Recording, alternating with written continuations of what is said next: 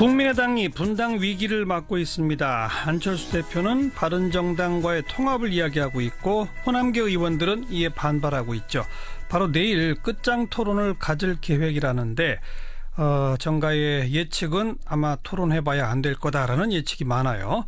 자, 국민의당 박지원 의원의 입장 들어봅니다. 박 의원님 오래간만입니다. 안녕하세요, 박지원입니다. 네. 예측은 안 될 거다. 굉장히 불행한 말씀이네요. 아니 다들 지금 그렇게 얘기하지 않습니까? 끝장 토론. 저는 그렇게 생각합니다. 그죠? 그럼 끝장 토론 해봐야 갈라서는 겁니까? 그렇게까지는 하지 않습니다. 그럼요. 오늘 오찬을 안철수 대표의 초청으로 전 지도부 네 사람과 함께 했습니다만 예. 거기에서도 통합, 연합, 연대가 왜 필요하느냐. 예. 이건 소통 없이 이렇게 진행하고 또 국민정책연구원에서는 당비를 사용해서 여론조사를 해가지고 자기들끼리 공유해서 언론에 흘려내고 예. 이런 것은 있을 수 없다. 이런 강한 불만들을 제시했습니다. 예. 그랬더니 안철수 대표께서는 한 발 물러서서 통합 이런 데까지는 하지 않았다. 그렇지 않다. 제가 얘기해도 통합 안 한다고 하고 또 그 다음 날에는 측근들이 라디오를 통해서나 여론조사를 빙자해서 얘기하고 대표도 어제도 했지 않는가. 예. 이렇게 했더니 내일 토론을 해봐야 되겠지만은 네. 오늘 대체적인 의견은 통합, 연합, 연대는 시기상조이고 예. 그러한 얘기를 지금 하는 것은 옳지 않다. 이런 것으로 정리를 했지만 예. 그러나 지금까지 안철수 대표가 안 한다고 하고 그렇게 계속됐기 때문에 예. 조금 지켜볼 필요가 있다. 저는 그렇게 봅니다. 방금 박지원 의원께서 오늘 점심을 같이 먹었는데 안철수 대표가 한 발 물러섰다라고 표현하셨잖아요. 예. 근데 점심 식사 이후에 장문의 문자 메시지를 또 안철수 대표가 보냈는데 거기에는 연대와 통합을 통해 국민의당은 3당에서 2당으로 나아갈 수 있다. 2당이 되면 집권당이 되는 것은 시간의 문제다. 이런 내용이 들어있거든요. 이 3당에서 2당 된다는 얘기는 통합 외에는 다른 방법이 없는 거 아니에요? 글쎄요. 그걸 얘기한 것은 어제인가 있었던 덕성여대 초청 연설 내용을 문자로 보냈다고 하는데 예. 거기에도 통합이라는 말이 없다라고 얘기를 했지만 예. 그게 그거 아니에요? 아니, 그러니까 2당 되려면 의석이 늘어야 되는 거고 그거는 당연히 통합 아닙니까? 그렇죠. 예. 그렇게 해서 그러한 것을 얘기했는데 아마 그 실무자들이 우리 그 점심시간에 이미 이 단체 문자는 예약해가지고 하니까 예. 나간 것 아닌가. 그리고 저도 지금 2시 반부터 5시까지 원외지원장 협의회가 있습니다. 예. 김기옥 회장 주선으로 약 40여 원외지역위원장들과 간담회를 가졌는데요. 예. 거기에서도 그 문자 보낸 것에 대해서 제 설명을 듣고 네. 굉장히 그 화를 내더라고요. 한 발 물러선 것 같다가 또 한다고 그러고 계속 네. 그런 거다 이거죠? 그러니까 네. 총체적으로 자, 박 의원님 이렇게 네. 구체하게 그 과정 따질 거 없이 안철수 대표는 통합하고 싶어하는 거 아닙니까, 솔직히? 안 한다고 하고 하는 걸 보면은 저는 예. 그 기조가 있다고 봅니다. 그러니까 바른정당과 합치면 자유한국당 내에 일부 합리적 보수들이 올 것이다라고 보고 있는 것 같고 그러면 이 당이 된다고 보는 거 맞죠? 그건 판단 착오인 것 같아요. 그렇게 안 될까요? 자유한국당에 더 많은 의원들이 예. 지금 11석입니다만은 제가 볼 때는 한국당으로 가고 바른정당에서 예. 예. 바른정당에서 한국당으로 가고 한국당에서 통합됐다고 해서 이쪽으로 올 사람은 한 사람도 없을 겁니다. 없다. 네. 그러니까 예. 제가 그 얘기 한 거예요. 동네 슈퍼 둘 합쳤다고 해서 롯데마트가 되냐 이마트가 되냐. 예. 결국 통합해봐야 제2당 못 되는 거예요. 근데 안철수 대표는 그게 가능하다고 보고 있잖아요. 그래서 그런 것에서 우리하고 차이가 있는데 예. 그걸 오늘 잘 설명을 하니까 납득하는 것으로 얘기했지만 예. 과거에도 그렇게 하면은 통합은 안 하겠다 하고 또 계속해서 반복적으로 해왔기 때문에 예. 아직은 뭐라고 딱히 얘기할 수는 없습니다. 계속해서 그렇게 안 하겠다고 하고 또 추진하고 이야기하고 하는 그 진짜 속내는 뭐라고 생각하세요? 통합에 강한 집념이 있다고 봐야겠죠. 그러니까 그렇게 통합을 하는 그 집념 갖는 이유는요? 뭐 여러 가지가 있겠지만은 그것이 중도 보수 대통합으로 이어지는 것이 국민의당이 집권의 길이다. 예. 이런 생각을 하고 있는 것 아닌가. 그렇게 생각합니다. 예. 그럴 수 있는 생각 아닌가요? 그건 현실적으로 어려울 거예요. 아하. 지금 현재 우리가 40석인데 예.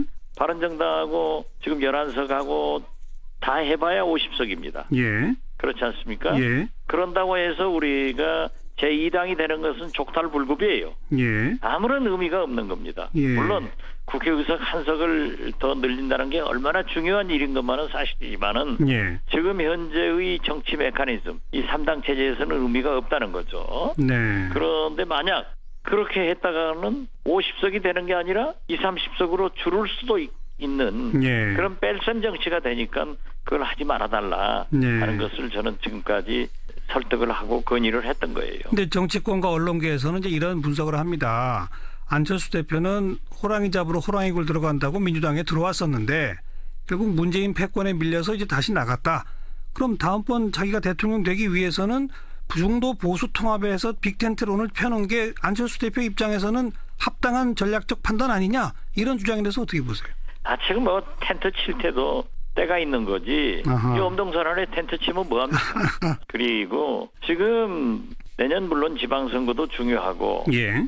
약 3년 후에 총선도 중요하지만은 예. 대통령 선거는 4년 남아 있습니다. 예.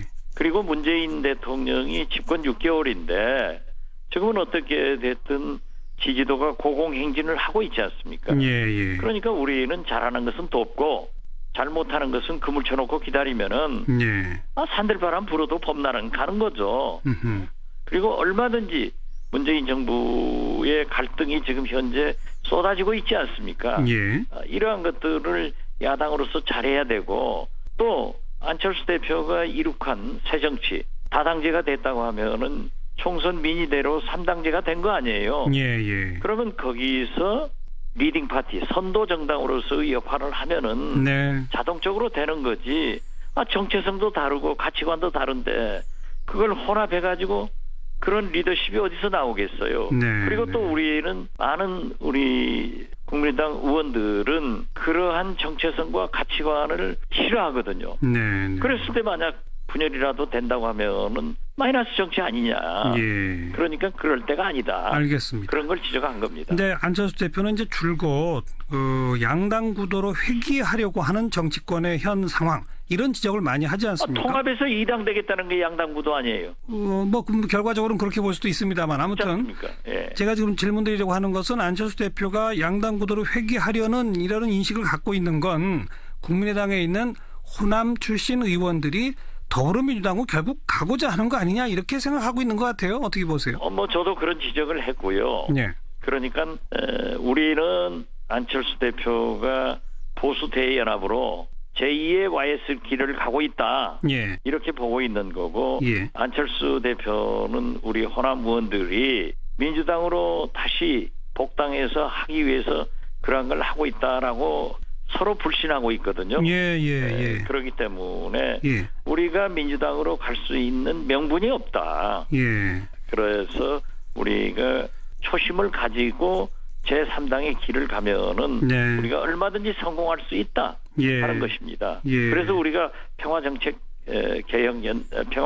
평화개혁연대도 지금 현재 구상 단계에서 추진하고 있지만은 네. 분당한다. 민주당으로 가기 위해서다. 이건 아니다 하는 것을 분명히 말씀드립니다. 네, 국민의당이 국민의당으로 존재하는 한 호남 의원들이 더불어민주당으로 가는 일은 없다. 지금 현재 그런 건 없습니다. 근데 만약의 경우겠습니다만 안철수 대표가 바른정당 등과의 통합을 본격 추진하면 그때는 얘기가 달라질 수도 있겠군요. 뭐 전격 추진할 수도 없습니다. 그런가요?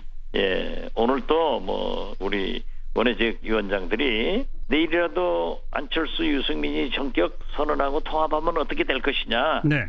그렇지만은 그렇게 되지 않죠. 그건 왜냐하면은 합법적인 전당대회가 필요하고 그러한 절차가 있어야지. 예. 그 전에 YS도 선언하고 전당대회 할 때 얼마나 많은 갈등이 있었습니까? 예. 그런 것은 생각할 필요가 없습니다. 네.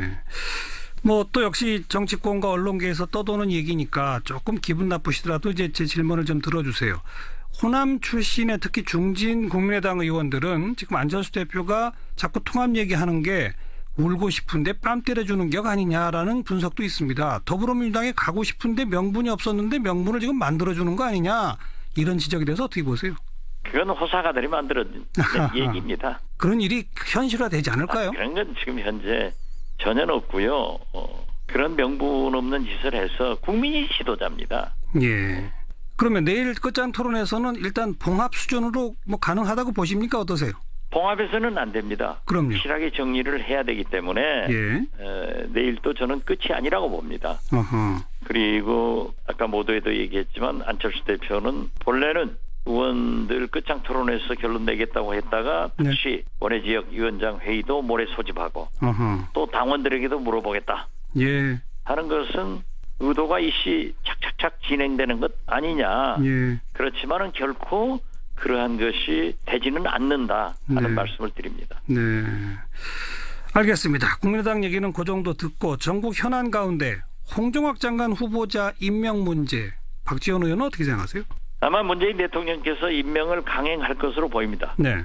그랬을 때 문재인 대통령이 오만에 빠진다 하는 국민적 평가는 강할 겁니다. 예. 임명 강행하면 국민의당은 어떻게 대응합니까?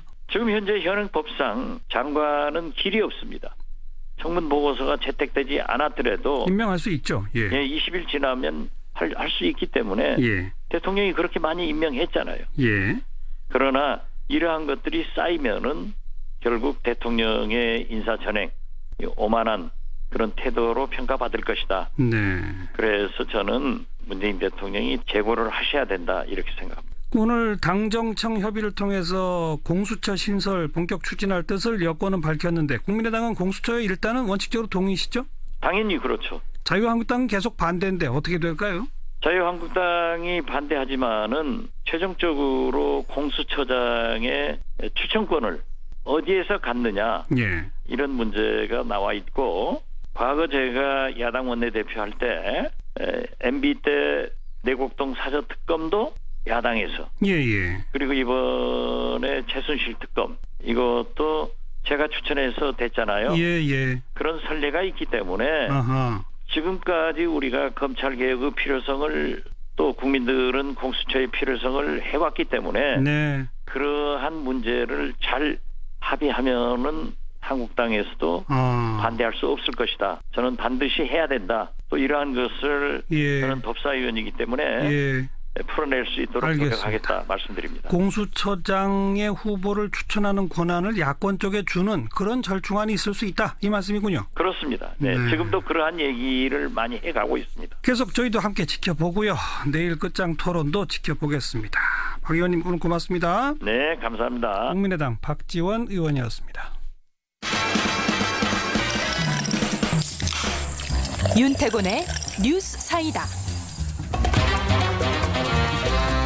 의제와 전략그룹 더모아의 윤태곤 실장 어서 오십시오. 네, 안녕하세요. 방금 박지원 의원하고 인터뷰 마지막에 이제 공수처 얘기를 잠깐 나눴는데 오늘 조국 청와대 민정수석이 바로 그 공수처 문제 때문에 국회에 왔다면서요? 그러니까요. 조 수석이 뭐 2년 만에 국회에 왔다 그러더라고요. 예. 말씀하신 대로 공수처 설치법 논의에 대한 당정청 회의 참석을 위해서 왔습니다. 법무부 장관도 왔고. 예, 박상기 법무부 장관도 왔고 이제 여당 내 법사위 의원들 원내대표 이렇게 해가지고 모였는데 그 자리에서 조 수석은 공수처는 검찰개혁의 상징이다. 이제 마무리할 때가 됐다. 이렇게 이야기를 했어요. 예. 그런데 뭐 적폐청산 드라이브로 검찰이 전방위적 수사를 하고 있는 이런 와중에 사실 검찰개혁, 공수처 조금 뒤로 밀려있는 느낌을 그동안 주어왔었잖아요. 그게 문제거든요. 그러니까 조수석 의원이 국회까지 직접 온 것은 여기서 좀 불을 지피겠다 이런 생각인 것 같아요. 공수처 꼭 한다. 그렇죠. 문재인 정부는 촛불혁명으로 수립된 정부다. 많은 개혁 과제 중 첫 번째가 적폐청산, 검찰개혁이다 이렇게 말했어요. 첫째가 검찰개혁이라는 거죠. 그러면서 지난 정권은 우병우 등 정치검사들이 출세가도를 달렸다. 진경준 등 부패검사들은 국민이 준 권력을 남용해 사리사욕을 채웠고 그 결과 국민들로부터 또 다른 불신이 초래했다. 뭐 이렇게 이야기를 했거든요. 정치권과 청와대가 합작으로 검찰을 조금 견제하는 그런 모양새, 그런 느낌도 좀 느껴지네요. 그렇죠. 오늘이란 시점 자체가 공교롭습니다. 그러니까 예. 오늘 이거에 맞춰가지고 조석이 온 것 같진 않지만은 예. 오늘 전병헌 전 정무수석이 피의자 신분으로 검찰에 출두했지 않습니까? 그렇죠. 아마 지금도 조사 받고 있을걸요. 계속. 그렇죠. 예. 그리고 국회에서는 최경환 자유한국당 의원회관 사무실이 압수수색 당했어요. 그렇습니다. 뭐 각각의 이제 따로따로 이유가 있는 것이지만은 예. 되게 상징적이지 않습니까? 네. 말하자면 검찰이 이쪽 저쪽을 다 이제 칼을 휘두르고 있는 이런 모양새잖아요. 그렇죠. 예. 그러니까 이제 조 수석은 저는 대통령의 수석 비서관으로서 공수처 추진의 끈을 놓지 않겠다. 국민의 검찰개혁 의지가 실현되도록 국회에서 물꼬를 터주기 바란다. 이렇게 강조를 한 거예요. 예. 네. 요즘 검찰이 워낙 무소불위로 센 모습을 보여주고 있잖아요. 그러니까 우리나라는 제도상 검찰이 기소 독점권, 검찰이 기소 안 하면 기소 안 하는 거죠. 그렇죠. 재정 신청 제도가 있지만 아주 예외적인 것이고. 게다가 또 수사권도 검찰이 갖고 그렇죠. 거기다 기소 재량권도 가지고 있습니다. 예, 그래서 제 예. 뒤에 설명드릴 텐데, 그러니까 이제 뭐든 다 검찰에 통하지를 않으면 안 되는 거예요. 그렇죠. 적폐청산을 하든 뭘 하든지 간에. 예. 그 무소불위의 권한 때문에 문제가 발생한다는 게 검찰개혁의 이유 아니겠습니까? 그러니까 그 권한을 나누자는 거고 예. 그중에 이제 경찰과의 수사권 독립 문제 하나가 그렇죠. 있고 예. 그다음 공수처를 별도로 설치해서 네. 상호 견제하도록 한다 이런 게 네. 있는 거 아니에요? 조 수석이 오늘 뭐 우병우, 진경준 이런 사람들을 언급했지만은 이 사람들은 그 사람 자체도 문제인데 그런 사람들이 생길 수 있는 환경이 더 문제 아니겠어요? 구조죠. 그렇죠. 구조, 예, 환경, 예. 시스템. 근데 뭐 문재인 정부 들어와가지고 이 시스템 자체는 변한 게 없지 않습니까? 없죠. 아직은. 예.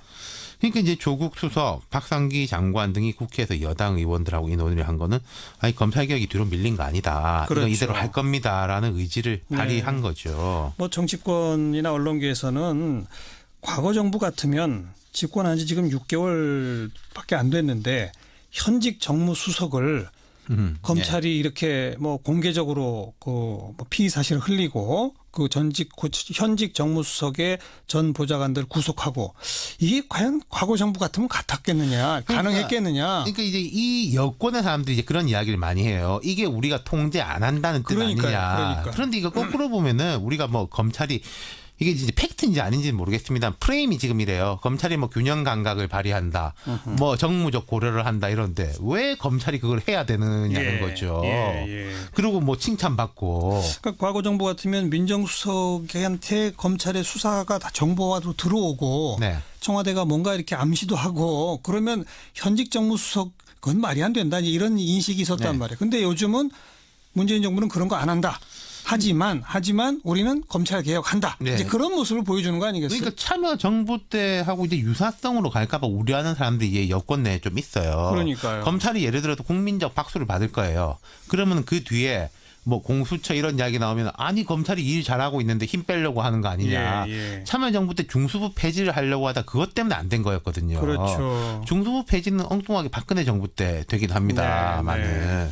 아무튼 그래서 청와대는 이번에 공수처는 반드시 한다. 네. 대신에 정치권이 풀어달라. 그렇죠. 지금 국회에는 몇 가지 법이 발의가 돼 있잖아요. 법안이 이제 4건이 발의가 돼 있는데 이 가운데서는 민주당 박범계 의원이 발의한 법안에 힘이 실리고 있어요. 왜냐하면 박 의원이 이제 적폐청산 TF 위원장이고 민주당 내 네. 왜 예전에 국정기획위가 100대 과제 발표할 때 각 담당자들이 나와가지고 프리젠테이션 했지 않습니까? 예. 박 의원이 그때 했거든요. 그러니까 네. 이건 개인 안이라기보다는 이제 정부하고 조율이 된 걸 겁니다. 예. 이 안을 보면은 이제 20인 이내에 검사로 구성된 수사 인력 거기다 지원 인력이 더 붙겠죠. 전직 대통령. 대법원장, 검찰총장, 국회의원, 광역단체장들을 수사하게 돼 있어요. 네. 이 숫자나 대상은 조금씩 바뀔 수가 있는데 지금 첨예한 것은 공수처장 임명 방식입니다. 뭐 쟁점거리가. 좀 아까 박지원 의원도 그 얘기를 꺼내잖아요. 예. 박범계 의원 안이나 여권 의원 안들이 나오면 이게 협의회나 추천위원회를 꾸려가지고 한 명 후보를 하면 대통령이 임명하게 돼 있습니다만은 그럼 그 위원회를 어떻게 꾸리느냐가 문제지 않습니까? 그렇죠. 보통 뭐 여당목, 야당목에다가 법무부 장관목 이러면 사실상 여당몫이 더 많아지죠. 느는 거거든요. 항상 지금까지 그랬어요. 예. 근데 이제 박 박지원 의원이 오늘 이 이야기를 했고 국민의당 대체로 그런 쪽으로 알고 있고 자유한국당도 오늘 기류가 좀 바뀌고 있는 게 그래요. 한국당은 지금까지 공수처에 대해서 워낙에 반대였는데 예. 이거 임명하는 방식을 바꾼다면 야당이 어떻게든 더 영향력을 행사해가지고 추천해서 대통령이 받아 안는다면 예. 뭐 할 수 있다. 공수처장 추천위원회 구성을 야당이 하나라도 더 많게. 그렇죠. 그렇게 하고 뭐 복수로 추천 이런 방식. 뭐 복수로 하든지 단수로 하든지 여기서부터는 또 이제 막 첨예한 이제 줄다리기가 진행되겠지만 야권은 말하자면 여권한테 다시 그런 공을 던져놓은 상황이라고 네. 볼 수 있는 거죠. 네. 그 전례가 아까 박지원 의원 말했다시피 뭐 전례가 없는 것도 아니다. 박영수 특검의 경우가 그랬잖아요. 그렇죠. 그러니까 지금 저는 박지원 의원의 그 얘기를 그렇게 해석했어요. 하나라도 야권 쪽 몫을 많이 하게 되면 제3당인 국민의당이 캐스팅 보트를 쥐는 예. 거예요. 만약 거기서 복수로 추천한다. 자유한국당 추천 1명, 국민의당 추천 1명. 그러면 대통령이 누구를 임명하겠느냐? 국민의당 추천을 임명하겠지. 아마 이런 걸 계산하는 게 아닐까 싶은데. 그런 계산도 있겠지만 이 구조적으로 이런 말이 있지 않습니까? 왜 이제 아이들한테 파이를 어떻게 잘라가지고 나눠 먹냐 하면 이제 형 동생이 막 싸우잖아요. 네. 자르는 사람하고 선택하는 사람을 다르게 하면은 그게 공평하게 가장- 된다 이런 말이 있거든요. 가장 공정하죠. 그렇죠. 이제 예. 그 프레임에 대한 것인 건데 예. 이게 어떻게 보면은 쟁점이 좁혀졌다. 알겠습니다. 그리고 야당도 조금 긍정적으로 논의해 볼 수 돌아섰다. 있다. 이렇게 볼 수는 있는 거죠. 그러니까- 지금 야당에서도 검찰이 너무 독주 아니냐 예. 이 인식은 같거든요. 그러니까 살아있는 권력을 향해서 수사할 기구로 공수처를 만들자는 거 아니겠습니까? 그렇죠. 그렇다면 살아있는 권력이 공수처장을 임명하면 안 된다는 것은 논리적으로 있을 수 있는 주장이니까 그렇죠. 예. 앞으로 국회에서 이 쟁점을 가지고 논의가 좀 진전이 되는지 네. 지켜봐야 되겠네요. 수고하셨습니다. 감사합니다. 시사잡기 2부 오늘 하루 화제가 된 뜬 뉴스들 정리하면서 출발합니다. CBS의 김현지 기자 안녕하세요. 네, 안녕하세요. 오늘 뜬 뉴스 첫 소식은요? 예, 오늘 혹시 눈 내리는 거 보셨어요? 아 봤죠. 예, 저는 이동하느라고 눈을 맞기도 했는데요. 이 설렘 반, 두려움 반인 첫눈을 첫 소식으로 준비했습니다. 네. 예, 사실 오늘 내린 눈은 서울의 공식 첫눈은 아닙니다. 저는 못 봤는데 사흘 전에 눈이 잠깐 흩뿌렸었나 봐요. 아하. 그때가 공식 첫눈이고 오늘은 두 번째지만 하얀 눈이 보슬보슬 내리면서 보는 이들의 마음을 포근하게 만들었습니다. SNS에서는 첫눈 인증샷도 이어졌습니다. 누리꾼들은 첫눈이다. 세상이 이렇게 고요할 수가. 단풍 보러 왔는데 첫눈이 내렸다며 부푼 마음을 전했습니다. 예. 또 무더위에 허덕일 때가 엊그제 같은데 벌써 눈이라니 라며 놀랍다는 반응도 있었고요. 뭐 캐롤도 등장했다면서요? 예, 이 첫눈 소식은 실시간 음원 차트도 흔들었습니다. 벌써 캐롤이 음원 차트 상위권을 모조리 휩쓸었고요. 예. 또 올해 초 인기를 끌었던 드라마 도깨비 OST였죠. 이 가수 에일리의 첫눈처럼 너에게 가겠다도 역주행했습니다. 네. 다음 소식이요. 예, 이 칼군무로 유명한 아이돌 그룹 방탄소년단 혹시 아시나요? 방탄소년단을 모를 수가 있습니까? 아, 예, 역시 시사 이슈계의 유재석 다우십니다. 예, 방탄소년단이 아메리칸 뮤직 어워드 레드 카펫을 밟았습니다. 그게 뭐 그리 대단한가 하시는 분들도 있으실 텐데요. 이게 빌보드 뮤직 어워드, 그래미 어워드와 함께 미국 3대 음악 시상식으로 꼽힙니다. 네. 올해 벌써 45회째로 역사도 깊은데요. 이런 곳에 대한민국 최초이자 아시아 뮤지션으로는 유일하게 우리의 방탄소년단이 세계적인 팝스타들과 나란히 무대를 누볐습니다. 또 우리 시간으로 오늘 오전 10시에 생방송으로도 무대를 볼 수 있었는데요. 곧바로 실시간 검색어 순위에 오르면서 네티즌들의 많은 관심을 모았습니다. 예. 예, 더 대단한 건요. 이 미국 땅에서 소위 말하는 이 떼창이 울려 퍼진 겁니다. 외국 소녀 팬들이 서툰 한국어로 방탄소년단 노래를 목청껏 따라 부른 건데요.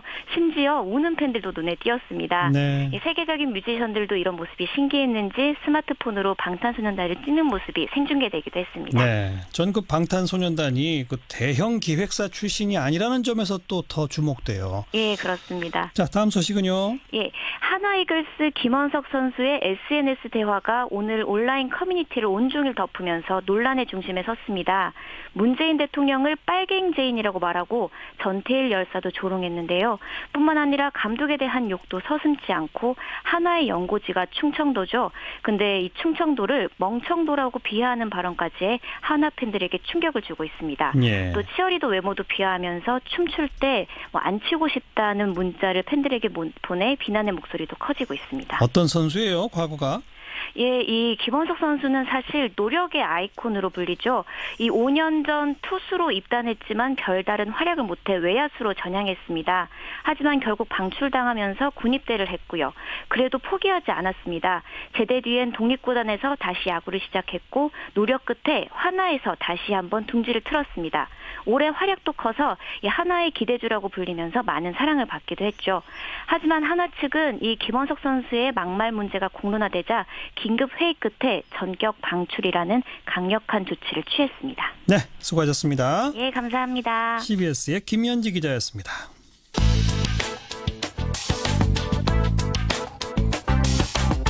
궁금한 뉴스, 만나고 싶은 사람. 시사자키 정관용입니다. 2부를 듣고 계십니다. 사운드 오브 뉴스입니다. 김민아 기자 어서 오세요. 안녕하세요. 오늘 들어볼 소리는요?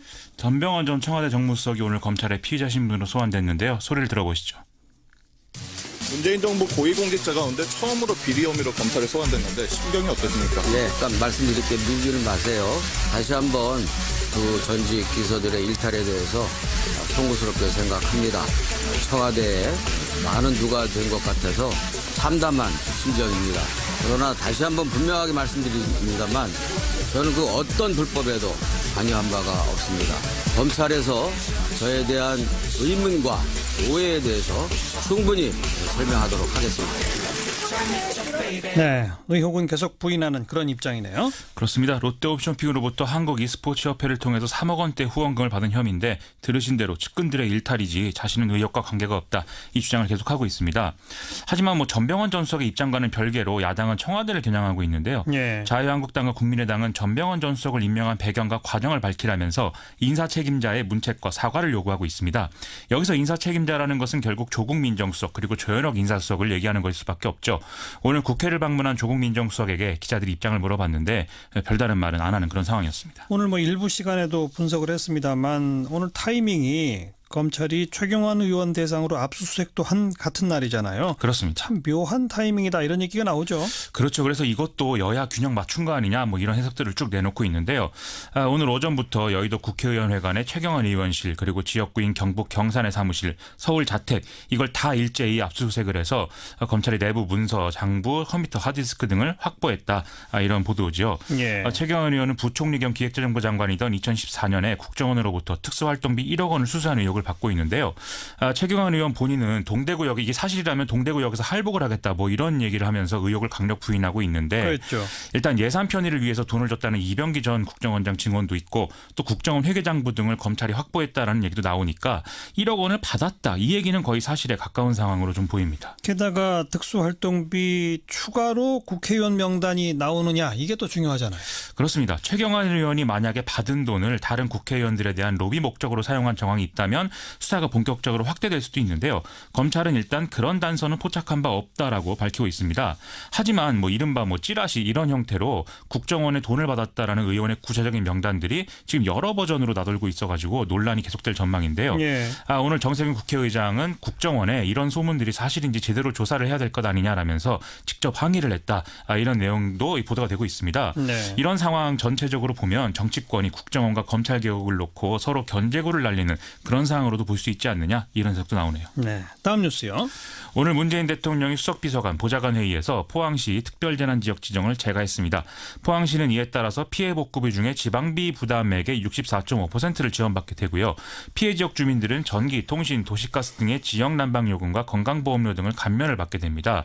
또 이와 함께 포항시는 LH공사의 국민임대주택 160채를 포함을 해서 포항시 내 즉시 입주할 수 있는 500가구 정도의 이 주택을 확보해서 이재민들에게 제공하기로 했다라는 소식입니다. 네, 특별재난지역 지정은 너무 당연한 얘기 같고요. 자, 23일 수능 혹시라도 여진이 있지 않을까 걱정되는데 정부가 방침을 정했다면서요?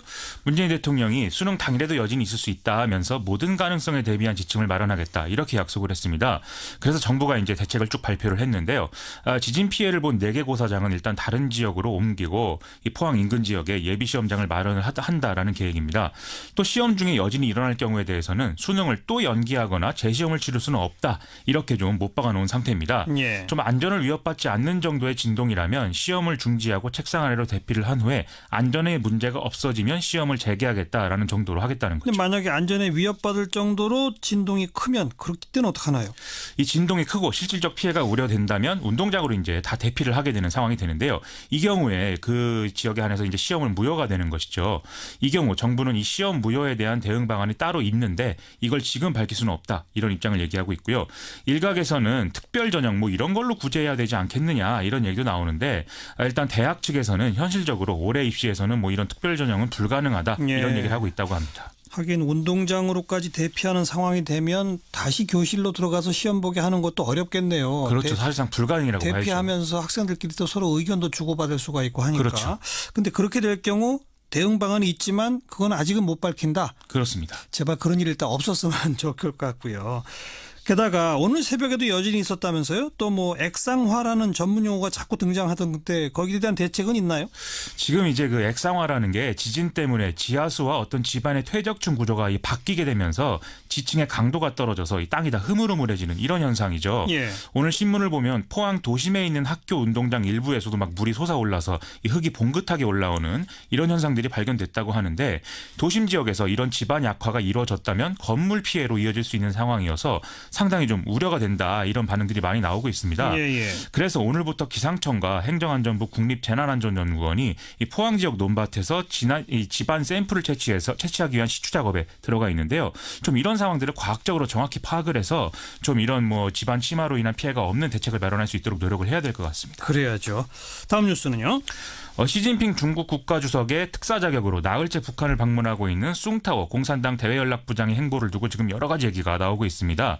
특히 김정은 조선노동당 위원장을 만나지 못한 것으로 보인다. 이런 분석이 나와서 좀 우려가 되는데요. 네. 북한 관영 언론도 이런 내용은 보도하지 않고 있고 중국 외교부도 뭐 이것과 관련해서는 제공할 정보가 없다. 이런 입장을 밝히고 있다는 것이지요.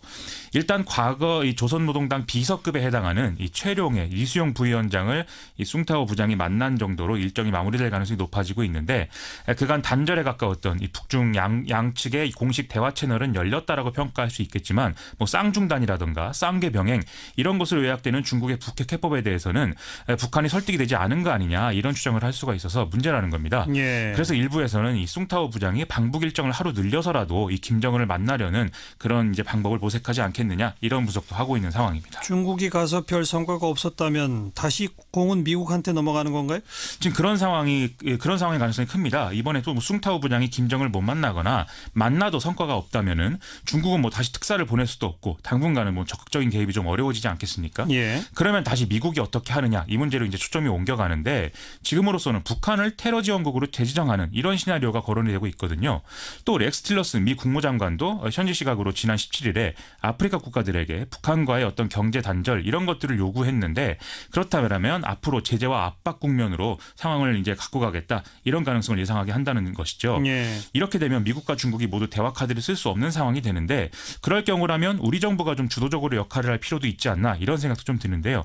일단 강경화 외교부 장관이 내일 취임 이후 처음으로 베이징에 가는데 22일 예정돼 있는 한중 외교장관 회담에서 이런 북핵 문제와 관련한 성과 이걸 낼 수 있었으면 하는 바람을 가져봅니다. 네. 또 북한 내부에 뭐 추가적인 숙청 얘기가 나오네요. 국정원이 오늘 국회 정보위에서 이 최룡의 주도로 조선노동당 조직지도부가 검열을 실시해서 황병서 인민군 총정치국장과 김원홍 제1부국장을 처벌했다. 이런 첩보가 있다라고 밝혔습니다. 실제 황병서의 경우에는 9월 21일 김정은 현지 지도에 동행한 것을 끝으로 해서 모습을 감춘 상태라고 하는데요. 이것을 뭐 공포 정치의 수위를 올리는 것으로 판단할 수도 있겠는데 일종의 정책 전환용이다. 이렇게 볼 수도 있기 때문에 좀 관련해서 지켜봐야 될 필요성이 있는 것 같습니다. 네. 다음 뉴스는요? 오늘도 자유한국당 류여해 최고위원의 언행이 인터넷에서는 화제인데요. 연일 화제네요. 그렇습니다. 류여해 최고위원은 여야 의원 125명이 정봉주 전 의원의 복권을 촉구하는 탄원서를 대통령에게 제출한 것과 관련해서 차라리 돈을 모아서 복권을 듬뿍 사주고 당첨금을 포항재건에 쓰겠다고 해라. 이렇게 페이스북에 썼다고 합니다. 류여해 최고위원은 뭐 포항 지진을 두고도 문재인 정부에 대한 하늘의 엄중한 경고라는 말이 나온다. 이렇게 얘기를 해서 지탄을 받고 있죠. 그리고 125명이 복권 촉구하는 그 논리는 뭡니까? 이 정봉주 전 의원이 2007년 대선을 앞두고 이명박 전 대통령이 BBK의 실소유주다 이런 의혹을 제기했다가 선거법 위반 혐의를 받고 징역 1년을 선고받아서 2022년까지 피선거권이 박탈된 그런 상태 아니겠습니까? 예. 이 탄원에 참여한 의원들은 이명박 전 대통령이 BBK 실소유주라는 정황과 증거가 계속 나오고 있다라면서 성탄절 사면이 필요하다 이렇게 요구를 하고 있습니다. 그런데 뭐 꼭 실소유주 문제라기보다는 정치인이 합리적 의심을 갖고 의혹을 제기했다가 정치 보복을 당한 것으로 볼 수밖에 없기 때문에 뭐 이런 사정을 좀 참작해야 될 필요가 있다 이런 얘기가 가능할 것 같고요. 다만 대통령의 사면권 행사는 늘 논란이 지금 많기 때문에 새로운 정치적 논란을 번질 가능성도 있어서 좀 주의가 필요합니다. 다음 뉴스는요? 전북 고창면 오리농가에서 고병원성 AI가 확진돼서 유경오리 1만 2천 마리가 살처분되는 등의 상황으로 우려가 커지고 있는데요. 또 AI로군요. 그렇습니다. 정부는 전국 모든 가금 농가 및 차량에 대한 일제 소독 그리고 전통시장에서의 병아리 판매 전면 금지 등을 실시할 예정입니다. 또 지난 13일에 전남 순천시 도사동 일대에서 채취한 야생 조류 분변에서 검출된 AI 바이러스도 고병원성인 것으로 확인이 돼서 지금 문제인데요.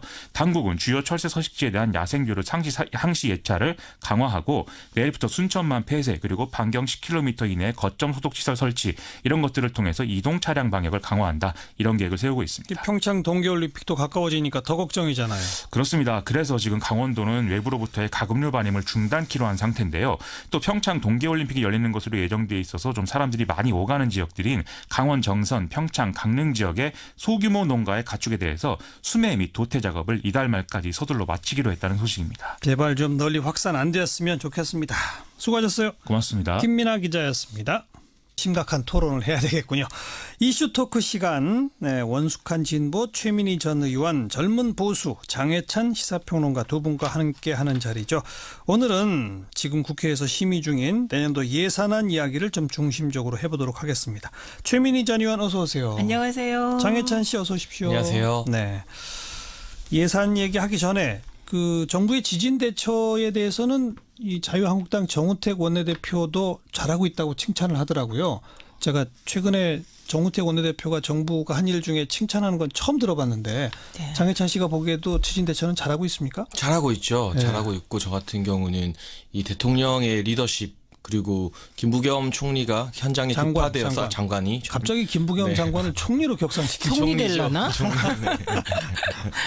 네, 현장에 급파되어서 예. 또 이게 수능을 연기해야 된다는 의견을 뭐 신속하게 제시한 걸로 알려져 있는데요. 예. 이런 리더십 뭐 정치 같은 경우 결국 선택하고 책임지는 건 아니겠습니까? 수능 연기라는 게 사실 쉽게 선택하기는 힘든 결정일 수 있습니다. 전국적인 맞아요. 뭐 학부모나 학생들의 반발을 불러일으킬 수도 있는데 어찌 보면 엄청난 결정이죠. 그렇죠. 사실 근데 그걸 전격적으로 했다는 거. 수능 때문에 우리 경찰들도 동원되고 나는 비행기도 멈추는데 네. 그 결정을 하고 과감히 책임지는 선택을 했다는 것에 대해서 칭찬을 하고 싶고요. 또 이번에 긴급 재난 문자가 굉장히 빨리 발송돼서 국민들의 칭찬을 받았는데 이 부분은 지난 9월 작년 9월에 경주 지진이 있을 당시에 재난 문자가 늦은 것으로 많은 사회적 문제가 야기됐었습니다. 그때 황교안 전 총리가 이 기상청에서 바로 긴급 재난 문자를 발송되도록 예산 확보와 입법이 필요하다고 9월 20일에 지시를 했었는데요. 이게 전 정부에서 잘못된 부분을 어쨌든 황교안 전 총리가 좀 발전시키려고 노력한 부분 그리고 현 정부에서 문재인 대통령과 이 김부겸 장관 같은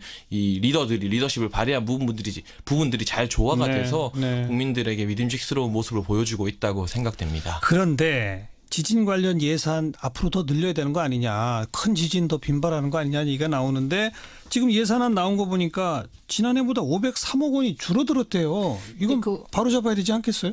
근데 사실을 먼저 바로 잡겠습니다. 지금 그렇게 줄었다는 내용은 지진 관련 예산이 아니라 방제 및 안전 관련 전체 예산이 줄었다. 그 얘기고 지진 관련 예산은 18억 1,300만 원이 줄었는데요.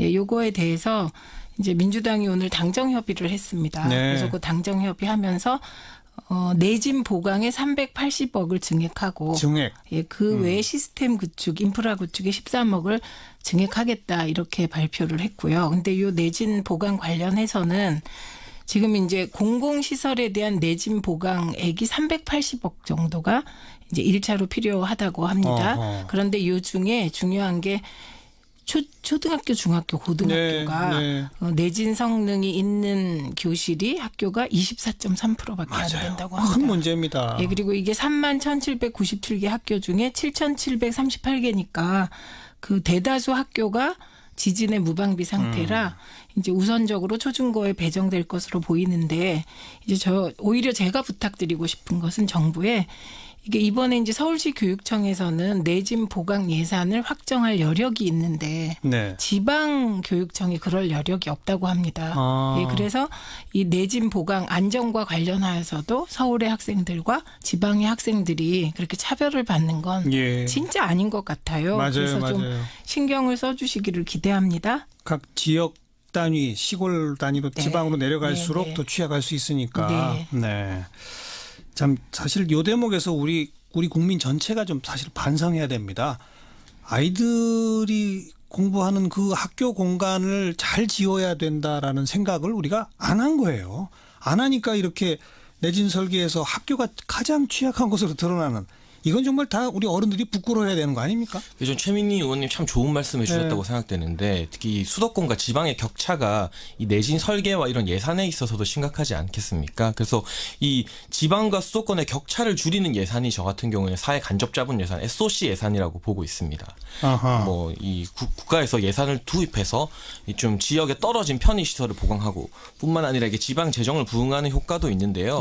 이 내년도 예산을 보면은 전년 대비 SOC 예산이 20%가량 삭감되어 있습니다. 그리고 말씀하신 지진 예산 줄어든 것 보면 지진 방제 예산은 전체로 봤을 때 전년 대비 이제 13%가 줄어들었는데, 지진 인프라 구축에는 2.7% 예산이 늘었지만 조기 경보체계 강화, 뭐 이렇게 재난 문자 가는 이런 경보체계 강화와 내진 보강 분야에서는 각각 36%와 14%씩 예산이 줄어든 채로 이제 정부안이 나왔습니다. 이제 포항 지진이 이제 발생하고 여당과 야당 한 목소리로 이 삭감된 예산 늘려야 된다고 주장하고 있기 때문에 이 부분은 증액이 될 것으로 보여지는데, 왜 이렇게 사고가 터져야만 다시 이런 증액 논의가 되는지, 사고가 안 터졌으면 특히 이 내진 보강 분야에서 14%를 올해 대비 줄인 부분에 대해서는 정부에서 왜 이렇게 SOC 예산을 무리해서 좀 삭감했는지에 대해서는 아쉬운 부분이 있습니다. 자, 이제 곧바로 내년 예산안의 이제 최대 쟁점 부분입니다. 결국 지금 정부 여당은 그 공무원들 채용을 좀 늘리고, 그래서 정부가 일단 일자리를 좀 만들고,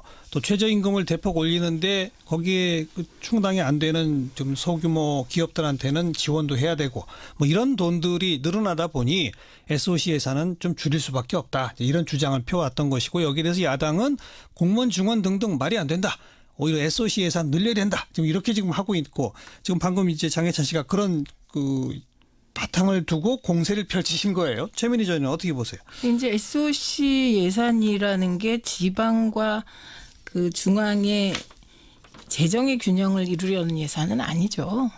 그건 뭐 기초 인프라인데요.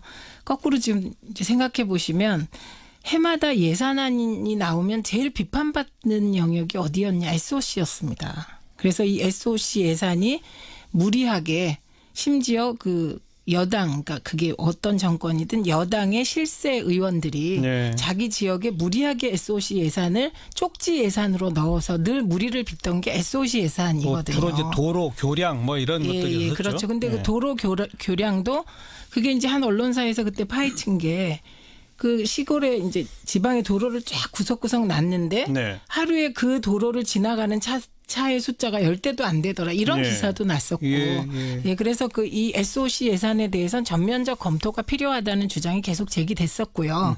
그리고 이제 결국 예산이라는 건 새 정부가 들어서면 새 정부가 국가를 어떻게 이끌겠다라는 것에 그 방향성이 예산으로 나타나는 거 아니겠습니까? 그렇죠. 그래서 새 정부는 사람 중심 일자리 예산을 표방하고 표를 얻어서 정권을 잡은 정부입니다. 그러면 그 정부는 당연히 표를 주신 유권자의 뜻, 그리고 정부가 가지고 있는 기본 방향에 따라 복지와 일자리 예산을 늘리는 것은 너무 당연한 거고요.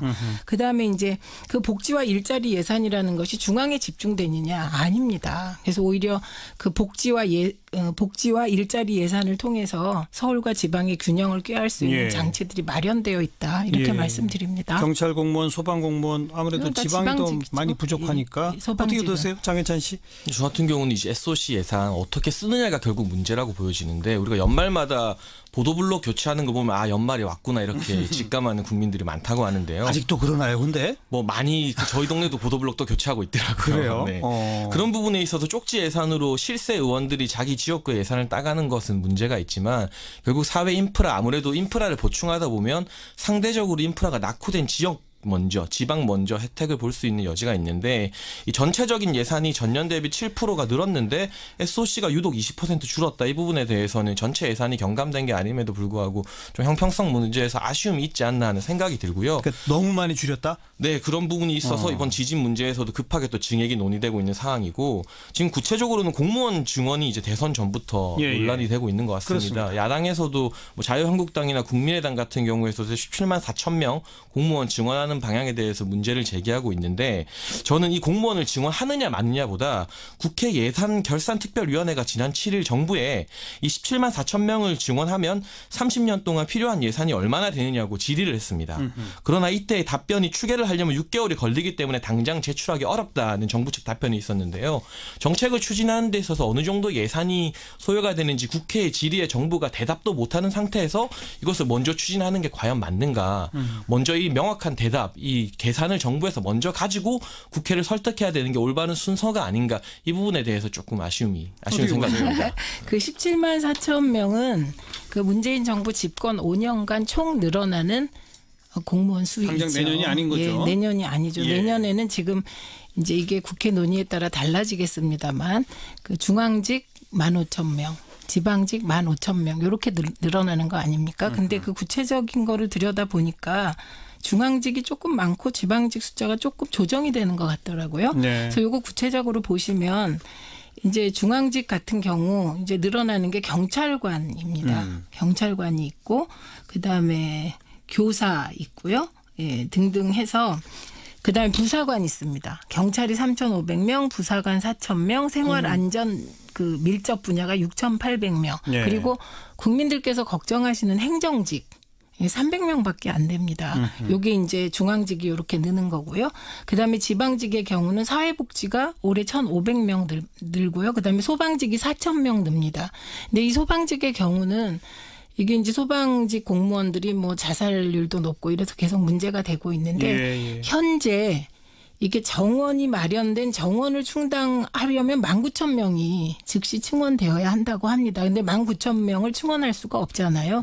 그래서 올해 4,000명 충원하는 거고 국가직을 포함한 교사가 이게 지방직 국가직 나누어져 있어서요. 그게 총 3,000명이거든요.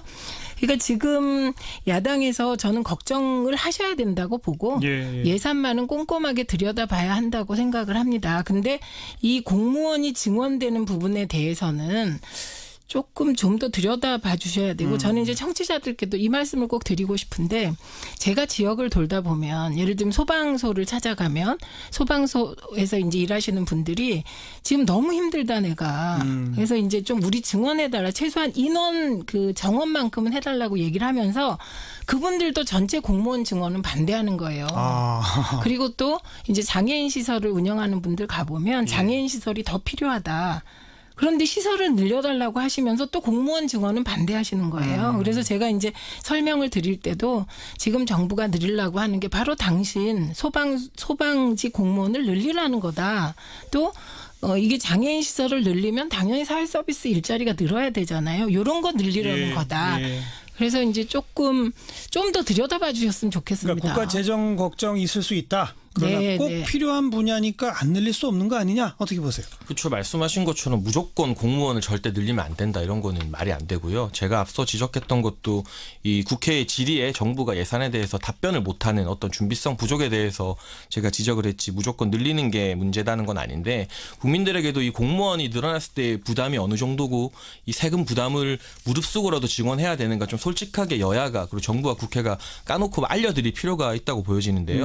2016년 공무원 연금 평균액이 1년에 2,900만 원입니다. 그러니까 한 사람의 공무원을 뽑게 되면 구급을 기준으로 했을 때 퇴직을 하고 나서 평균 월 250만 원의 연금을 수령하게 됩니다. 그리고 국회 예산정책처가 내년부터 5년간 이제 매년 3만 4천여 명씩 총 임기 내 17만 4천 명 공무원을 증원할 경우 30년 동안 327조의 예산이 소요된다는 추산을 내놨습니다. 327조. 네, 모두 구급을 뽑았을 때 기준으로 국회 예산정책처가 내놓았는데요. 정부에서는 이 예산안이 이제 부풀려서 부풀려졌다고 말했는데 어느 정도 부풀려졌고 얼마나 줄일 수 있는지에 대해서는 정확하게 대답을 안 하고 있습니다. 이런 좀 구체적인 수치를 가지고 우리가 국민들에게 이 정도 예산이 들고 이 정도 세금이 듭니다. 그럼에도 불구하고 증원을 할까요 말까요 이렇게 좀 까놓고 말해야지 어떤 수치나 숫자에 대해서 제대로 답변할 준비가 안 된 상태에서 일단 밀어붙이는 태도 어떤 준비성 부족에 대해서 저는 좀 아쉬운 준비성 부족에 대해서 한 말씀 하십니다. 아니 근데 그거는 이제 일을 하다 보면 이제 정부에 들어가서 예산을 짜다 보면 그 예산이 우리가 이제 예를 들면 10억이 든다고 예측을 해도 그게 15억이 들 때가 있고 불용 예산이 생겨서 뭐 8억 9억이 들 때가 있습니다. 그렇죠. 그러니까 이제 정부가 6개월 정도 17만 4천 명에 대한 구체적인 예산 증가액을 짜려면 6개월이 필요하다. 이 말은 또 진실입니다. 사실이고. 그래서 지금 당장 6개월 정도의 용역 기간이 필요한 걸 왜 준비 안 하고 진행했냐. 이 말은 말로는 성립이 가능하지만 현실적으로 국가 예산은 예를 들면 짜서 진행을 해야 되고 국회에서 통과되는 날짜가 12월 2일이어야 되고 이게 정해져 있는 거거든요. 회계년도가. 그렇기 때문에 이번에 정부가 17만 4천 명에 대해서 다 니네가 예산을 6개월 용역하지 말고 짜서 내라. 그럼 그건 준비성 부족이라고 비판받는 걸 피하기 위해서 주먹구구 예산을 짜게 된다는 겁니다. 6개월 그래서 정도 해야 한다? 예, 오히려 그건 필요한 거고 이건 좀 장기적으로 정부가 해줬으면 좋겠고 알겠습니다. 오히려 올해 우리가 3만 명을 증원하는데 이것과 관련된 예산은 나와 있는 것이거든요. 그다음에 공무원 연금권. 그 진짜 야당이 협조해 주시면 공무원 연금 개혁해야 되는 겁니다. 그리고 공무원 연금 개혁은 이명박 정부도 박근혜 정부도 하려고 했던 것이거든요. 이와 관련하여 군인 연금 개혁이 있습니다. 이 부분도 이제 저는 야당이 협조하셔서 대승적인 차원에서 논의에 들어갔으면 좋겠다 이 말씀드립니다. 연금 개혁은 또 뭐 별도의 논점이니까 그 정도 말씀 듣고 뭐 대략 우려하시고 또 동의하시는 부분들이 많이 있는데 과연 선택의 문제입니다. 국가 재정이라는 게 딱 제한돼 있기 때문에 꼭 필요한 공무원들 늘릴 수밖에 없는 거 아니냐. 제한돼 있는 돈에서 그쪽 늘리다 보면 결국 다른 돈 못 쓰는 거 아니냐. 그리고 재정 부담은 계속 장기적으로 커지는 거 아니냐. 여기서 이제 선택의 문제가 되겠고요. 또 하나 중요한 논점이 최저임금을 올려서 민간 기업에게 재정으로 지원을 해준다. 자, 여기에 대해서도 어찌 보자면 철학적인 바탕에서부터 논란이 있는데요. 장해찬 씨는 어떻게 보세요? 저를 비롯해서 많은 언론사에서 이런 비슷한 정책 유래가 있는지 많이 찾아봤습니다. 그러나 세계적으로 이 정책이 옳고 그르고를 떠나서 유래가 없는 거의 최초로 시도되는 실험적인 정책인 분명한 것 같고요. 그래요? 네, 세금으로 민간의 최저임금 인상분을 보전해 준다는 정책은 찾아보기 힘들고 이 2018년 최저임금 인상률이 16.4%인데 과거 5년 동안의 평균 인상률 7.4%를 이제 2배 가까이 초과하다 보니까 이런 식으로 정부에서 1년 동안만 단기적으로 지원을 한다고 해놓았는데요. 그러나 2019년, 2020년에도 계속해서 최저임금은 어쨌든 인상이 되지 않겠습니까? 그렇죠. 정부의 목표가 2020년 최저임금 10,000원이기 때문에 2018년에 지원을 하다가 2019년에 지원을 갑자기 안 하게 되면 정부 말대로 그렇게 되면 2019년에는 또 민간 시장이 그만큼 또 2배의 타격을 받게 되는 것이잖아요. 계속 지원이 필요하겠죠. 그래서 시장이 감당할 수 있는 범위 안에서 최저임금을 인상해서 이 어떤 뭐 사업자, 자영업자들이나 고용자들 그리고 일하는 사람들이 같이 고통을 분담하는 어떤 정책을 도출해냈어야 하는데 이 세금으로 지원을 하게 만들었다는 것 자체가 3조 원의 예산 문제가 아니라 이 최저임금 설정에 대해서 우리가 다시 한번 생각해볼 여지는 없는지 좀 고민되는 부분 같아요. 그러니까 일단 이제 일자리와 임금과 관련한 지원 사례가 세계적으로 없다. 이것은 조금 더 자료를 봐주시기 바랍니다. 왜냐하면 사례가? 이게 유럽에 없을 수가 없죠. 그래서 프랑스나 영국에서 이미 기업 인건비 부담과 관련하여 직접적인 세금 지원도 있었고 간접적으로 세액을 공제해주는 지원이 있었습니다. 그래서 이게 문재인 정부가 하늘 아래 처음 생긴 정부가 아니기 때문에 그런 거 다 전례가 있는지 없는지는 여기서 더 논의하지 마세요. 확인할 수가 없어요. 필요가 없고요. 그리고요. 그다음에 일자리나 뭐 이런 것과 관련하여 이제 기업을 지원하는 거 있잖아요. 직접적으로 정부가. 그건 이제 중소기업 관련하여 이미 이명박 정부와 박근혜 정부에서 월 20만 원에서 60만 원씩 지원한 예가 있습니다. 그러니까 기업 지원 예가 있다. 이제 이 말씀 드리고요. 그다음에 이제 오히려 제가 여기서 같이 논의하고 싶은 건 어떤 부분이냐면 왜 1년만 지원하려고 하냐 니네. 이제 이런 말씀이잖아요. 근데 그렇다면 그럼 1년 동안 지금 이제 정부가 바뀌었어요. 그리고 최저임금이 7,530원으로 좀 대폭 인상이 됐단 말입니다. 7.4% 정도 인상이 됐는데 그러면 이 인상분에 대해서 지금 현재 자영업자가 어려우니까 그 30명 미만의 그 사업주에 대해서 지원하는 것 자체는 일단 긍정적으로 보시는 거죠. 일단 1년 지원하는 건 할 수 있겠다 이렇게 생각하신다면 저희의 답변은 이겁니다. 저희가 기대하는 최저임금 인상이라는 것은 최저임금이 인상되잖아요. 그럼 최저임금 인상의 혜택을 보는 사람들은 돈을 저금할 수 있는 사람들이 아닙니다. 네. 최저임금이 인상되면 소비 여력이 생긴다고 보는 겁니다. 소비가 확대된다. 그럼 이제 그 소비 여력이 생기면 1차적으로 수혜를 받는 사람들이 누구냐? 지역의 자영업자세요. 그래서 요거는 조금만 지자체에서 노력을 해서 예를 들면 그 성남시가 하고 있는 청년화폐라든지 이렇게 해서 지역 경제가 돌아가기 위한 노력이 조금만 가미되면 지역화폐 같은 식으로 조금이라도 그건 이제 예고요. 그렇다면 자영업이 조금 활성화되지 않겠냐는 기대를 가지고 1년 동안 마중물 개념으로 지원을 해보는 겁니다. 그래서 저희가 기대하는 것은 그렇게 이제 최저임금을 올리고 소비가 약간 늘어나고 자영업이 조금 활성화되면서 그런 어떤 선순환이 이루어지면 내년에는 지원 규모가 줄 것을 기대하는 거라 이거는 1년 동안 이제 이게 잘 운영되기를 기대하고 있는 것이고요. 그리고 내년에 지원액이 제로일 거다 이런 말씀 못 드립니다. 그러나 그 지원의 폭이 줄어가길 기대하는 정책이다 이 말씀 드립니다. 김동연 부총리도 그런 표현을 썼어요. 내년은 좀 상황을 봐서 결정할 수밖에 없다 이런 그 식으로. 얘기입니다. 어떠세요? 말씀해 주신 게 소득주도 성장론 이제 설명해 주신 것 같은데요.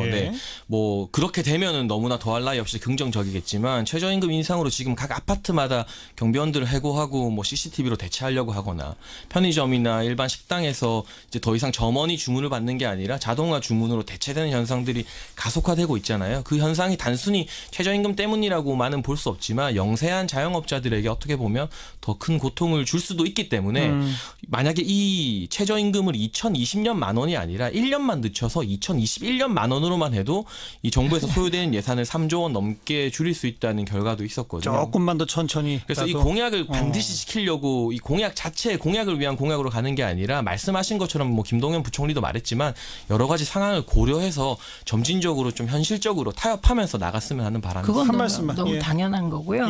그다음에 영세 자영업자들이 어렵기 때문에 최저임금을 올렸을 경우 직접적 타격을 받을 우려가 있기 때문에 1년 동안 그 지원을 하게 되는 거다. 그리고 그 이후에는 말씀하신 대로 이 지원 효과가 있는 건지 최저임금이 소득주도 성장에 아주 작은 효과라도 있는 건지는 그건 이제 시행해 보고 그때 가서 알겠습니다. 판단해야 될 것 같습니다. 자, 내년도 예산안에 관해서 공무원 증원 문제, 최저임금 문제, 그리고 SOC 예산 문제 이렇게 세 가지 쟁점 서로 다른 입장을 좀 들어봤고요. 한 2분 남았습니다만 제가 왜 잠깐 여기서 토론을 마무리 지으려고 하냐면 오늘이 11월 20일인데 예산안 법정 통과 시한이 12월 2일이에요. 그리고 제가 지금 수십 년 한국 정치를 보면요. 지금 한 열흘 앞두고 예산안 얘기가 조금씩 나오지 한 달, 두 달 전에 예산 심사하느라고 제일 중요한 정책 쟁점이 정기국회에서 뭐가 불거졌습니다. 이런 적을 못 봤거든요. 어떻게 이거 좀 시스템 고칠 방법 없을까요? 어떻게 생각하세요? 짧게 한 말씀씩만. 하실래요? 장혜찬 씨. 네, 저 같은 경우는 우리가 지난 한 달 가까이 그리고 또 지난 몇 개월 가까이 청문회에 굉장히 많은 에너지를 소모했잖아요. 우리 정치가. 저 같은 경우는 청문회도 중요하지만 첫 정부가 들어서서 장관을 세우고 내각을 세우는데 거기에 너무 과몰입했던 것은 아닌가 정치권이. 그러할 시간에 좀 첫 내각 같은 경우는 쿨하게 인정할 건 인정해주고 말씀하신 것처럼 예산이나 이런 공공의 문제들 SOC 예산 이런 거 정책으로 좀 다투고 국민들에게 설명해야 될 충분한 시간이 필요하지 않았나. 그 부분에 대해서 우리가 너무 정쟁적인 데만 에너지를 많이 소모하고 정책은 외면하고 있는 현상이 아직도 계속되고 있다. 그래서 국회가 신뢰를 못 받는 건 아닌가 이런 아쉬움이 정부가 주된 책임이 있다 그런 면에서는 그렇게 보신다. 국회 그렇죠. 전체가. 조현희 전 의원. 근데 그게 이제 언론이 보도하는 걸 보면 그 말이 맞습니다. 그런데 국회라는 게 300명의 국회의원이 있는 것이거든요. 그래서 청문회에 나가는 의원은 그 토탈 해봐야 한 30-40명밖에 안 돼요. 그래서 국회는 동시다발로 많은 일을 하는데 그게 이제 우리 사회가 주목하는 포인트가 어떤 시기에는 청문회고 어떤 시기에는 국감이고 어떤 시기에는 법안이고 어떤 시기엔 예산인 거거든요. 그리고 예결위가 있기 때문에 예결위는 이미 가동되고 있었던 것이지요. 그래서 국회가 동시다발적으로 일하고 있다 이 말씀 드리고 다만 예산과 관련하여 12월 2일이 지나면 정부 예산안이 상정돼요. 자동 상정으로. 예, 그렇게 되면 예. 정부 안으로 할 거냐 말 거냐만 결정됩니다. 그러니까요. 그렇기 때문에 또 짧은 기간 같지만 앞으로 남은 한 12일 동안 또 국회가 한번 했다 하면 엄청 부지런하게 하기 때문에 이렇게 논의를 잘해서 결정하지 않을까요? 역시 전직 의원님답게 또 뭐 그럴 수밖에 없겠습니다만 국민의 눈높이에서 볼 때는 국회가 조금 더 노력해서 정부 예산안을 나중에 보면 결국 한 1% 왔다 갔다 하는 걸로 말던데 한 10% 15% 정도는 왔다 갔다 하게 하는 그런 국회 좀 기대하고 있다는 말씀 드려보도록 하겠습니다. 자, 최민희 전 의원, 시사평론가 장혜찬 씨 오늘도 수고하셨습니다. 고맙습니다. 네, 고맙습니다. 감사합니다. 국민의당이 분당 위기를 맞고 있습니다. 안철수 대표는 바른정당과의 통합을 이야기하고 있고 호남계 의원들은 이에 반발하고 있죠. 바로 내일 끝장 토론을 가질 계획이라는데 정가의 예측은 아마 토론해봐야 안 될 거다라는 예측이 많아요. 자, 국민의당 박지원 의원의 입장 들어봅니다. 박 의원님 오래간만입니다. 안녕하세요. 박지원입니다. 네. 예측은 안 될 거다. 굉장히 불행한 말씀이네요. 아니 다들 지금 그렇게 얘기하지 않습니까? 끝장 토론. 저는 그렇게 생각합니다. 그죠? 그럼 끝장 토론 해봐야 갈라서는 겁니까? 그렇게까지는 하지 않습니다. 그럼요. 오늘 오찬을 안철수 대표의 초청으로 전 지도부 네 사람과 함께 했습니다만 예. 거기에서도 통합, 연합, 연대가 왜 필요하느냐. 예. 이건 소통 없이 이렇게 진행하고 또 국민정책연구원에서는 당비를 사용해서 여론조사를 해가지고 자기들끼리 공유해서 언론에 흘려내고 예. 이런 것은 있을 수 없다. 이런 강한 불만들을 제시했습니다. 예. 그랬더니 안철수 대표께서는 한 발 물러서서 통합 이런 데까지는 하지 않았다. 그렇지 않다. 제가 얘기해도 통합 안 한다고 하고 또 그 다음 날에는 측근들이 라디오를 통해서나 여론조사를 빙자해서 얘기하고 대표도 어제도 했지 않는가. 예. 이렇게 했더니 내일 토론을 해봐야 되겠지만은 네. 오늘 대체적인 의견은 통합, 연합, 연대는 시기상조이고 예. 그러한 얘기를 지금 하는 것은 옳지 않다. 이런 것으로 정리를 했지만 예. 그러나 지금까지 안철수 대표가 안 한다고 하고 그렇게 계속됐기 때문에 예. 조금 지켜볼 필요가 있다. 저는 그렇게 봅니다. 방금 박지원 의원께서 오늘 점심을 같이 먹었는데 안철수 대표가 한 발 물러섰다라고 표현하셨잖아요. 예. 근데 점심 식사 이후에 장문의 문자 메시지를 또 안철수 대표가 보냈는데 거기에는 연대와 통합을 통해 국민의당은 3당에서 2당으로 나아갈 수 있다. 2당이 되면 집권당이 되는 것은 시간의 문제다. 이런 내용이 들어있거든요. 이 3당에서 2당 된다는 얘기는 통합 외에는 다른 방법이 없는 거 아니에요? 글쎄요. 그걸 얘기한 것은 어제인가 있었던 덕성여대 초청 연설 내용을 문자로 보냈다고 하는데 예. 거기에도 통합이라는 말이 없다라고 얘기를 했지만 예. 그게 그거 아니에요? 아니 그러니까 2당 되려면 의석이 늘어야 되는 거 그거는 당연히 통합 아닙니까? 그렇죠. 예. 그렇게 해서 그러한 것을 얘기했는데 아마 그 실무자들이 우리 그 점심시간에 이미 이 단체 문자는 예약해가지고 하니까 예. 나간 것 아닌가. 그리고 저도 지금 2시 반부터 5시까지 원외지원장 협의회가 있습니다. 예. 김기옥 회장 주선으로 약 40여 원외지역위원장들과 간담회를 가졌는데요. 예. 거기에서도 그 문자 보낸 것에 대해서 제 설명을 듣고 네. 굉장히 그 화를 내더라고요. 한 발 물러선 것 같다가 또 한다 그러고 계속 네. 그런 거다 이거죠? 그러니까 네. 총체적으로 자, 박 의원님 뭐 네. 이렇게 뭐 구체하게 그 과정 따질 거 없이 안철수 대표는 통합하고 싶어 하는 거 아닙니까? 솔직히. 안 한다고 하고 하는 걸 보면은 저는 예. 그 기조가 있다고 봅니다. 그러니까 바른정당과 합치면 자유한국당 내에 일부 합리적 보수들이 올 것이다라고 보고 있는 것 같고 그러면 이 당이 된다고 보는 거 맞죠? 그건 판단 착오인 것 같아요. 그렇게 안 될까요? 자유한국당에 더 많은 의원들이 예. 지금 11석입니다만은 제가 볼 때는 한국당으로 가고 바른정당에서 예. 예. 바른정당에서 한국당으로 가고 한국당에서 통합됐다고 해서 이쪽으로 올 사람은 한 사람도 없을 겁니다. 없다. 네. 그러니까 제가 그 얘기 한 거예요. 동네 슈퍼 둘 합쳤다고 해서 롯데마트가 되냐 이마트가 되냐. 결국 통합해봐야 제2당 못 되는 거예요. 근데 안철수 대표는 그게 가능하다고 보고 있잖아요. 그래서 그런 것에서 우리하고 차이가 있는데 그걸 오늘 잘 설명을 하니까 납득하는 것으로 얘기했지만 과거에도 그렇게 하면은 통합은 안 하겠다 하고 또 계속해서 반복적으로 해왔기 때문에 아직은 뭐라고 딱히 얘기할 수는 없습니다. 계속해서 그렇게 안 하겠다고 하고 또 추진하고 이야기하고 하는 그 진짜 속내는 뭐라고 생각하세요? 통합에 강한 집념이 있다고 봐야겠죠. 그러니까 그렇게 통합하는 그 집념 갖는 이유는요? 호남 출신의 특히 중진 국민의당 의원들은 지금 안철수 대표가 자꾸 통합 얘기하는 게 울고 싶은데 뺨 때려주는 격 아니냐라는 분석도 있습니다. 더불어민주당에 가고 싶은데 명분이 없었는데 명분을 지금 만들어주는 거 아니냐 이런 지적에 대해서 어떻게 보세요? 그건 호사가들이 만들어진 얘기입니다. 그런 일이 현실화되지 않을까요? 그런 건 지금 현재 전혀 없고요. 그런 명분 없는 짓을 해서 국민이 지도자입니다. 그러면 내일 끝장 토론에서는 일단 봉합 수준으로 뭐 가능하다고 보십니까? 어떠세요?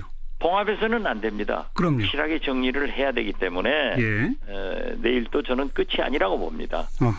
그리고 아까 모두에도 얘기했지만 안철수 대표는 본래는 의원들 끝장 토론에서 결론 내겠다고 했다가 다시 원외 지역 위원장 회의도 모레 소집하고 또 당원들에게도 물어보겠다 하는 것은 의도가 일시 착착착 진행되는 것 아니냐. 그렇지만은 결코 그러한 것이 되지는 않는다 하는 말씀을 드립니다. 알겠습니다. 국민의당 얘기는 그 정도 듣고 전국 현안 가운데 홍정학 장관 후보자 임명 문제 박지원 의원은 어떻게 생각하세요? 아마 문재인 대통령께서 임명을 강행할 것으로 보입니다. 그랬을 때 문재인 대통령이 오만에 빠진다 하는 국민적 평가는 강할 겁니다. 임명 강행하면 국민의당은 어떻게 대응합니까? 지금 현재 현행법상 장관은 길이 없습니다. 청문 보고서가 채택되지 않았더라도 임명할 수 있죠. 20일 지나면 할 수 있기 때문에 대통령이 그렇게 많이 임명했잖아요. 그러나 이러한 것들이 쌓이면은 결국 대통령의 인사 전행, 오만한 그런 태도로 평가받을 것이다. 그래서 저는 문재인 대통령이 재고를 하셔야 된다 이렇게 생각합니다. 오늘 당정청 협의를 통해서 공수처 신설 본격 추진할 뜻을 여권은 밝혔는데 국민의당은 공수처에 일단은 원칙적으로 동의시죠? 당연히 그렇죠. 자유한국당은 계속 반대인데 어떻게 될까요? 자유한국당이 반대하지만은 최종적으로 공수처장의 추천권을 어디에서 갖느냐 이런 문제가 나와 있고 과거 제가 야당 원내대표 할 때 MB 때 내곡동 사저특검도 야당에서 그리고 이번에 최순실 특검 이것도 제가 추천해서 됐잖아요. 그런 선례가 있기 때문에 지금까지 우리가 검찰개혁의 필요성을 또 국민들은 공수처의 필요성을 해왔기 때문에 그러한 문제를 잘 합의하면은 한국당에서도 반대할 수 없을 것이다. 저는 반드시 해야 된다. 또 이러한 것을 저는 법사위원이기 때문에 풀어낼 수 있도록 노력하겠다 말씀드립니다. 공수처장의 후보를 추천하는 권한을 야권 쪽에 주는 그런 절충안이 있을 수 있다. 이 말씀이군요. 그렇습니다. 지금도 그러한 얘기를 많이 해가고 있습니다. 계속 저희도 함께 지켜보고요. 내일 끝장 토론도 지켜보겠습니다. 박 의원님 오늘 고맙습니다. 네, 감사합니다. 국민의당 박지원 의원이었습니다. 윤태곤의 뉴스 사이다. 의제와 전략그룹 더모아의 윤태곤 실장 어서 오십시오. 네, 안녕하세요. 방금 박지원하고 인터뷰 마지막에 이제 공수처 얘기를 잠깐 나눴는데 오늘 조국 청와대 민정수석이 바로 그 공수처 문제 때문에 국회에 왔다면서요? 그러니까요. 조 수석이 뭐 2년 만에 국회에 왔다 그러더라고요. 말씀하신 대로 공수처 설치법 논의에 대한 당정청 회의 참석을 위해서 왔습니다. 법무부 장관도 왔고, 예, 박상기 법무부 장관도 왔고, 이제 여당 내 법사위 의원들 원내대표 이렇게 해가지고 모였는데 그 자리에서 조수석은 공수처는 검찰 개혁의 상징이다. 이제 마무리할 때가 됐다. 이렇게 이야기를 했어요. 예. 그런데 뭐 적폐청산 드라이브로 검찰이 전방위적 수사를 하고 있는 이런 와중에 사실 검찰개혁, 공수처 조금 뒤로 밀려있는 느낌을 그동안 주어왔었잖아요. 그게 문제거든요. 그러니까 조수석 의원이 국회까지 직접 온 것은 여기서 좀 불을 지피겠다 이런 생각인 것 같아요. 공수처 꼭 한다. 그렇죠. 문재인 정부는 촛불혁명으로 수립된 정부다. 많은 개혁 과제 중 첫 번째가 적폐청산, 검찰개혁이다. 이렇게 말했어요. 첫째가 검찰개혁이라는 거죠. 그러면서 지난 정권은 우병우 등 정치검사들이 출세 가도를 달렸다. 진경준 등 부패검사들은 국민이 준 권력을 남용해 사리사욕을 채웠고 그 결과 국민들로부터 또 다른 불신이 초래했다. 뭐 이렇게 이야기를 했거든요. 정치권과 청와대가 합작으로 검찰을 조금 견제하는 그런 모양새, 그런 느낌. 어떻게든 더 영향력을 행사해가지고 추천해서 대통령이 받아 안는다면 뭐 할 수 있다. 공수처장 추천위원회 구성을 야당이 하나라도 더 많게. 그렇죠. 그렇게 하고 뭐 복수로 추천 이런 방식. 뭐 복수로 하든지 단수로 하든지 여기서부터는 또 이제 막 첨예한 이제 줄다리기가 진행되겠지만 야권은 말하자면 여권한테 다시 그런 공을 던져놓은 상황이라고 볼 수 있는 거죠. 그 전례가 아까 박지원 의원 말했다시피 뭐 전례가 없는 것도 아니다. 박영수 특검의 경우가 그랬잖아요. 그러니까 지금 저는 박지원 의원의 그 얘기를 그렇게 해석했어요. 하나라도 야권 조금 몫을 많이 하게 되면 제3당인 국민의당이 캐스팅 보트를 쥐는 거예요. 만약 거기서 복수로 추천한다. 자유한국당 추천 1명, 국민의당 추천 1명. 그러면 대통령이 누구를 임명하겠느냐? 국민의당 추천을 임명하겠지. 아마 이런 걸 계산하는 게 아닐까 싶은데. 그런 계산도 있겠지만 이 구조적으로 이런 말이 있지 않습니까? 왜 이제 아이들한테 파이를 어떻게 잘라가지고 나눠 먹냐 하면 이제 형 동생이 막 싸우잖아요. 자르는 사람하고 선택하는 사람을 다르게 하면은 공평하게 된다. 이런 말이 있거든요. 가장 공정하죠. 그렇죠. 이제 그 프레임에 대한 것인 건데 이게 어떻게 보면은 쟁점이 좁혀졌다. 알겠습니다. 그리고 야당도 조금 긍정적으로 돌아섰다. 이렇게 볼 수는 있는 거죠. 그러니까 지금 야당에서도 검찰이 너무 독주 아니냐 이 인식은 같거든요. 그러니까 살아있는 권력을 향해서 수사할 기구로 공수처를 만들자는 거 아니겠습니까? 그렇죠. 그렇다면 살아있는 권력이 공수처장을 임명하면 안 된다는 것은 논리적으로 있을 수 있는 주장이니까 앞으로 국회에서 이 쟁점을 가지고 논의가 좀 진전이 되는지 지켜봐야 되겠네요. 수고하셨습니다. 감사합니다. 시사자키 2부 오늘 하루 화제가 된 뜬 뉴스들 정리하면서 출발합니다. CBS의 김현지 기자 안녕하세요. 네, 안녕하세요. 오늘 뜬 뉴스 첫 소식은요?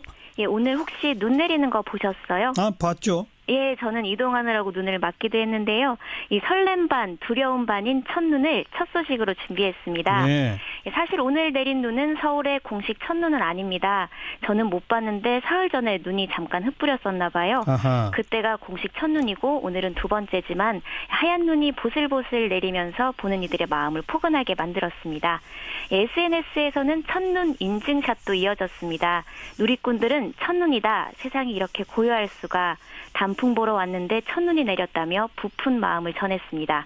또 무더위에 허덕일 때가 엊그제 같은데 벌써 눈이라니 라며 놀랍다는 반응도 있었고요. 뭐 캐롤도 등장했다면서요? 예, 이 첫눈 소식은 실시간 음원 차트도 흔들었습니다. 벌써 캐롤이 음원 차트 상위권을 모조리 휩쓸었고요. 또 올해 초 인기를 끌었던 드라마 도깨비 OST였죠. 이 가수 에일리의 첫눈처럼 너에게 가겠다도 역주행했습니다. 다음 소식이요? 예, 이 칼군무로 유명한 아이돌 그룹 방탄소년단 혹시 아시나요? 방탄소년단을 모를 수가 있습니까? 예, 역시 시사 이슈계의 유재석 다우입니다. 예, 방탄소년단이 아메리칸 뮤직 어워드 레드카펫을 밟았습니다. 그게 뭐 그리 대단한가 하시는 분들도 있으실 텐데요. 이게 빌보드 뮤직 어워드, 그래미 어워드와 함께 미국 3대 음악 시상식으로 꼽힙니다. 올해 벌써 45회째로 역사도 깊은데요. 이런 곳에 대한민국 최초 최초이자 아시아 뮤지션으로는 유일하게 우리의 방탄소년단이 세계적인 팝스타들과 나란히 무대를 누볐습니다. 또 우리 시간으로 오늘 오전 10시에 생방송으로도 무대를 볼 수 있었는데요. 곧바로 실시간 검색어 순위에 오르면서 네티즌들의 많은 관심을 모았습니다. 예, 더 대단한 건요. 이 미국 땅에서 소위 말하는 이 떼창이 울려 퍼진 겁니다. 외국 소녀 팬들이 서툰 한국어로 방탄소년단 노래를 목청껏 따라 부른 건데요. 심지어 우는 팬들도 눈에 띄었습니다. 네. 이 세계적인 뮤지션들도 이런 모습이 신기했는지 스마트폰으로 방탄소년단을 찍는 모습이 생중계되기도 했습니다. 네, 전국 방탄소년단이 그 대형 기획사 출신이 아니라는 점에서 또 더 주목돼요. 예, 그렇습니다. 자, 다음 소식은요. 예, 한화이글스 김원석 선수의 SNS 대화가 오늘 온라인 커뮤니티를 온종일 덮으면서 논란의 중심에 섰습니다. 문재인 대통령을 빨갱제인이라고 말하고 전태일 열사도 조롱했는데요. 뿐만 아니라 감독에 대한 욕도 서슴지 않고 한화의 연고지가 충청도죠. 근데 이 충청도를 멍청도라고 비하하는 발언까지 해 한화 팬들에게 충격을 주고 있습니다. 예. 또 치어리더 외모도 비하하면서 춤출 때 뭐 안 치고 싶다는 문자를 팬들에게 보내 비난의 목소리도 커지고 있습니다. 어떤 선수예요, 과거가? 예, 이 김원석 선수는 사실 노력의 아이콘으로 불리죠. 이 5년 전 투수로 입단했지만 별다른 활약을 못해 외야수로 전향했습니다. 하지만 결국 방출당하면서 군입대를 했고요. 그래도 포기하지 않았습니다. 제대 뒤엔 독립구단에서 다시 야구를 시작했고 노력 끝에 한화에서 다시 한번 둥지를 틀었습니다. 올해 활약도 커서 또 좀 느껴지네요. 그렇죠. 오늘이란 시점 자체가 공교롭습니다. 그러니까 오늘 이거에 맞춰가지고 조석이 온 것 같진 않지만은 오늘 전병헌 전 정무수석이 피의자 신분으로 검찰에 출두했지 않습니까? 그렇죠. 아마 지금도 조사받고 있을걸요. 계속. 그렇죠. 예. 그리고 국회에서는 최경환 자유한국당 의원회관 사무실이 압수수색 당했어요. 그렇습니다. 뭐 각각의 이제 따로따로 이유가 있는 것이지만은 되게 상징적이지 않습니까? 네. 말하자면 검찰이 이쪽 저쪽을 다 이제 칼을 휘두르고 있는 이런 모양새잖아요. 그렇죠.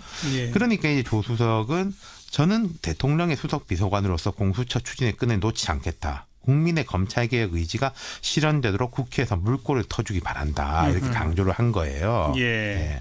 요즘 검찰이 워낙 무소불위로 센 모습을 보여주고 있잖아요. 그러니까 우리나라는 제도상 검찰이 기소 독점권, 검찰이 기소 안 하면 기소 안 하는 거죠. 그렇죠. 재정 신청 제도가 있지만 아주 예외적인 것이고. 게다가 또 수사권도 검찰이 갖고 그렇죠. 거기다 기소 재량권도 가지고 있습니다.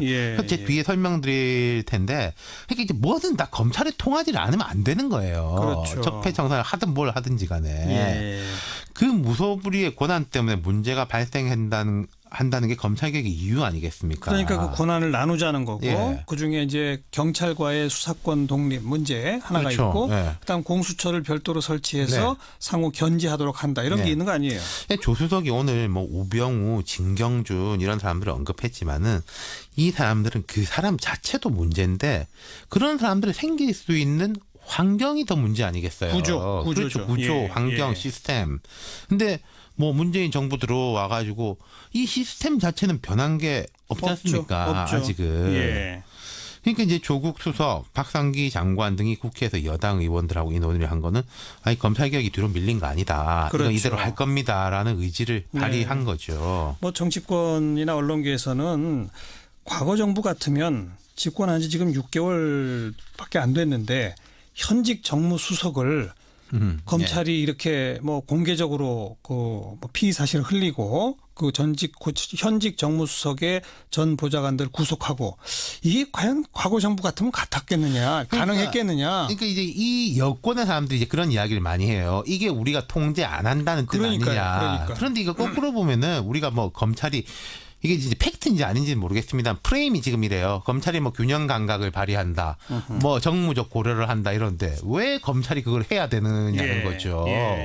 그리고 뭐 칭찬받고. 그러니까 과거 정부 같으면 민정수석한테 검찰의 수사가 다 정보화로 들어오고 청와대가 뭔가 이렇게 암시도 하고 그러면 현직 정무수석 그건 말이 안 된다. 이런 인식이 있었단 말이에요. 근데 요즘은 문재인 정부는 그런 거 안 한다. 하지만 우리는 검찰 개혁한다. 이제 그런 모습을 보여주는 거 아니겠어요? 그러니까 참여 정부 때하고 이제 유사성으로 갈까봐 우려하는 사람들이 이제 여권 내에 좀 있어요. 그러니까요. 검찰이 예를 들어서 국민적 박수를 받을 거예요. 그러면 그 뒤에 뭐 공수처 이런 이야기 나오면 아니 검찰이 일 잘하고 있는데 힘 빼려고 하는 거 아니냐. 참여정부 때 중수부 폐지를 하려고 하다 그것 때문에 안 된 거였거든요. 그렇죠. 중수부 폐지는 엉뚱하게 박근혜 정부 때 되긴 합니다만은.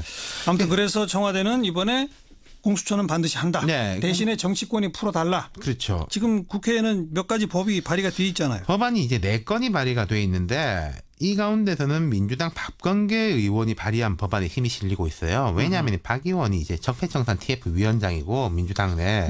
왜 예전에 국정기획위가 100대 과제 발표할 때 각 담당자들이 나와가지고 프리젠테이션 했지 않습니까?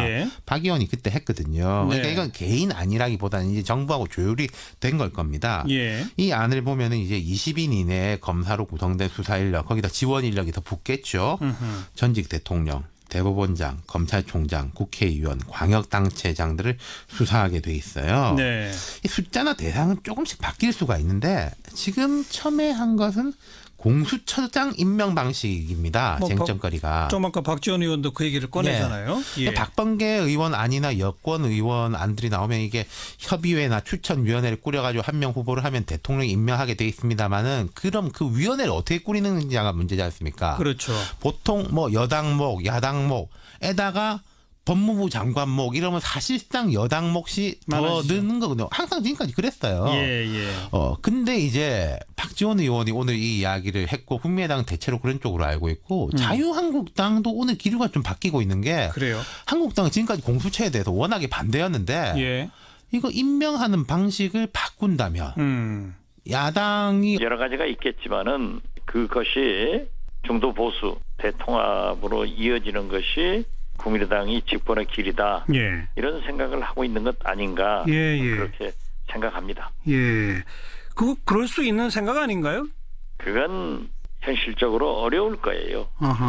지금 현재 우리가 40석인데 바른정당하고 지금 11석하고 다 해봐야 50석입니다. 그렇지 않습니까? 그런다고 해서 우리가 제2당이 되는 것은 족탈불급이에요. 아무런 의미가 없는 겁니다. 물론 국회의석 한 석을 더 늘린다는 게 얼마나 중요한 일인 것만은 사실이지만은 지금 현재의 정치 메커니즘, 이 3당 체제에서는 의미가 없다는 거죠.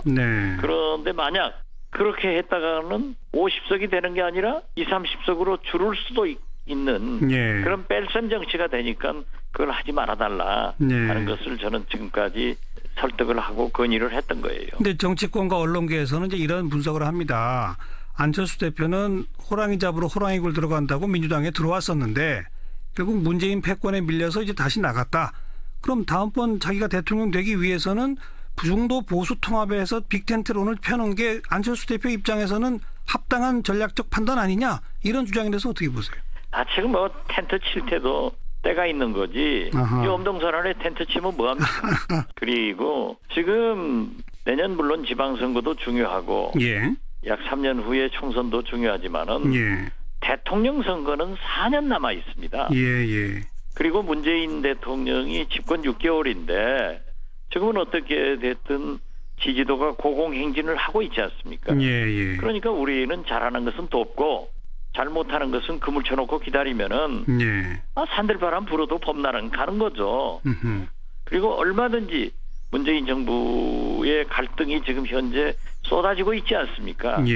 이러한 것들을 야당으로서 잘해야 되고, 또 안철수 대표가 이룩한 새정치 다당제가 됐다고 하면은 총선 민의대로 3당제가 된 거 아니에요. 그러면 거기서 리딩 파티, 선도 정당으로서의 역할을 하면은 자동적으로 되는 거지. 정체성도 다르고 가치관도 다른데 그걸 혼합해가지고 그런 리더십이 어디서 나오겠어요. 그리고 또 우리는 많은 우리 국민의당 의원들은 그러한 정체성과 가치관을 싫어하거든요. 그랬을 때 만약 분열이라도 된다고 하면은 마이너스 정치 아니냐.